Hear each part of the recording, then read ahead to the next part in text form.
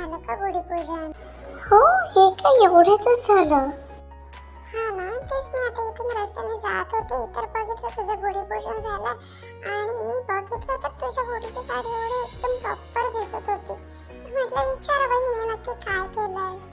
अगं ते मी स्पेशल गुढीची साडी शिवून घेतली म्हणून ती एवढी प्रॉपर दिसते. या खरंच की काय? कशी काय शिवून घेतलीस ही? मला पण सांग ना.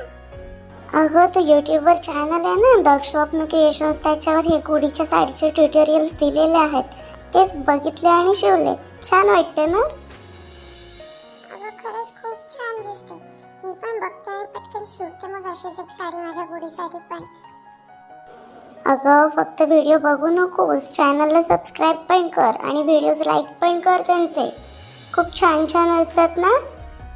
अगं मी कधीच सबस्क्राईब केलाय चॅनल. खरंच खूप छान व्हिडिओज असतात त्यांचे. चल बाय, आता मी पण अशीच साडी शिवते माझ्या गुढीसाठी. चला तर बघूया गुढी स्पेशल साडी स्टिचिंग. आम्ही इथे एका साडीपासून 3 डिफरंट स्टाईलच्या गुढीसाठीच्या साडी स्टिच केल्या आहेत. तर हा व्हिडिओ शेवटपर्यंत बघा. तुम्हाला जर हा व्हिडिओ आवडला तर लाईक करा, शेअर करा आणि आमच्या चॅनलला सबस्क्राईब करायला विसरू नका. तुम्ही पण अशी गुढीसाठी साडी स्टिच करा आणि लोटासुद्धा डेकोरेट करा.